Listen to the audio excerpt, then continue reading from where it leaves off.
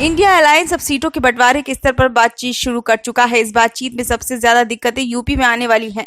यहां पर सपा कांग्रेस को 5 से 7 सीटें देने के मूड में है। यदि ऐसा हुआ तो प्रदेश में ही गठबंधन टूट सकता है और कांग्रेस अकेले ही चुनाव में जा सकती है।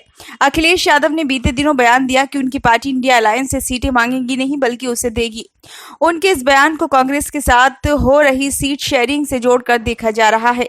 यूपी कांग्रेस अध्यक्ष अजय राय के घोसी और बागेश्वर सीटों को चुनाव परिणाम को लेकर दिए गए बयान के बाद राज्य स्तर पर दोनों पार्टियों के बीच में एक मौन तलखी बनी हुई है।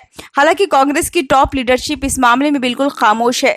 सपा कांग्रेस के साथ गठबंधन तो चाहती है, लेकिन वे कांग्रेस का राजनीतिक रसूख 2019 के लोकसभा चुनाव के अनुसार तय करना चाहती है। जहां कांग्रेस को इकलौती रायबरेली की सीट मिली थी, खुद राहुल अपनी सीट हार गए थे। कांग्रेस भी अलायंस चाहती है कि लेकिन उसके दिमाग में 2009 के लोकसभा चुनाव में जीती हुई सीटें हैं, जहां उसने अपने बूते 21 सीटें हासिल की। कांग्रेस इस गठबंधन में 15 से 20 सीटें हासिल करना चाहती है। सारा पेंच यहीं पर है। दोनों पार्टियां सीट शेयरिंग के मुद्दे पर दो अलग अलग पिचों पर है। कांग्रेस ने 3 कैटेगरी में पूरे यूपी को बांट रखा है। उसने 30 सीटें ऐसी चुनी हैं जहां पार्टी पूरी ताकत के साथ लड़ना चाहती है।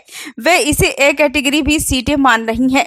बी कैटेगरी की सीटें वे सीटें जहां पार्टी ने बीते चुनाव में सम्मानजनक सीटें पाई थी, इनकी भी संख्या 30 है। बाकी बची सीटें सी कैटेगरी की हैं, जहां पार्टी को बहुत उम्मीदें नहीं है। गठबंधन न हो पाने की दशा में कांग्रेस साथी पार्टियों के लिए बीजेपी को हराने के लिए वहां डमी कैंडिडेट देगी। कांग्रेस के प्रदेश अध्यक्ष अजय राय कहते हैं कि पार्टी अपनी पूरी ताकत और बी कैटेगरी की सीटों में लगा रही है। हम गठबंधन में शामिल होना चाहते हैं, लेकिन प्रतिष्ठा से कम सीटें मिलने पर हमारा अकेले चुनाव लड़ने का विकल्प खुला है।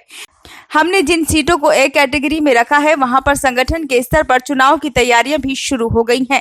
हम इन चुनावों में किसी के दया पर निर्भर नहीं है। कांग्रेस राष्ट्रीय पार्टी है और ये लोकसभा का चुनाव है, ना कि विधानसभा का। राजनीतिक जानकार बताते हैं कि कांग्रेस और सपा दोनों ही गठबंधन में ही चुनाव लड़ेंगी। कांग्रेस बीजेपी की सीटें यूपी में सीमित करने के लिए किसी भी तरह के समझौते को स्वीकार कर लेगी। कांग्रेस अकेले लड़कर वोटों के बिखराव होने का आरोप अपने सर नहीं मरने देगी। नीतीश कुमार के साथ शुरुआती दौर में होने वाली बातचीत में राहुल गांधी ये स्पष्ट कर चुके हैं कि वह बीजेपी के खिलाफ हर सीट पर संयुक्त विपक्ष का एक ही कैंडिडेट चाहते हैं। इसके लिए उनकी पार्टी बड़ा दिल दिखाने के लिए तैयार है। यूपी को लेकर हो रही बयानबाजी अधिक से अधिक सीटें पाने की कोशिशें हैं।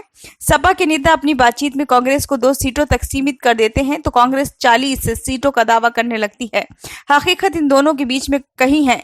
दोनों पार्टियां इस बात की कोशिश आखिर तक करेंगी कि वह इस गठबंधन में अधिक से अधिक सीटें हासिल कर ले। कांग्रेस यूपी को लेकर फिक्रमंद दिख रही है। वह अपनी सीटें प्रदेश में बढ़ाना चाहती है। उसने 2 दरवाजे खोल रखे हैं।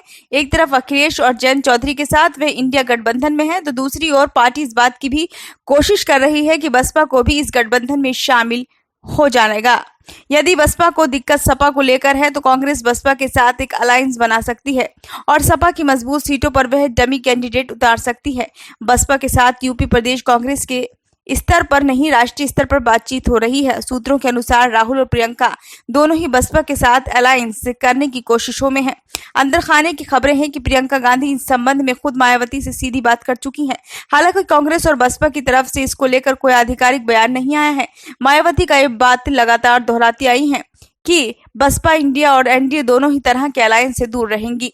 लोकसभा चुनाव के पहले छत्तीसगढ़, मध्य प्रदेश, राजस्थान और तेलंगाना में चुनाव होने हैं। कांग्रेस इन चारों राज्यों में सत्ता लौटने का दावा कर रही है। वह राजस्थान और छत्तीसगढ़ में सरकार में है, तेलंगाना और मध्य प्रदेश में विपक्ष में है। कांग्रेस छत्तीसगढ़ और मध्य प्रदेश को लेकर बहुत सहज महसूस कर रही है।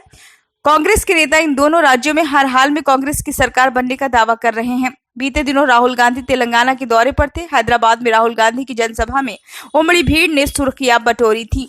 कांग्रेस जनता की इस प्रतिक्रिया से उत्साहित है।